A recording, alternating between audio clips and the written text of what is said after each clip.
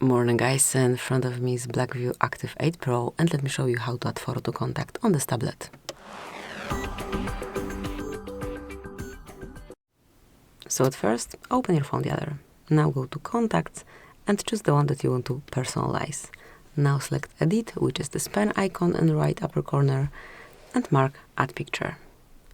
You can either pick one from Illustrations, something from your Google Photos.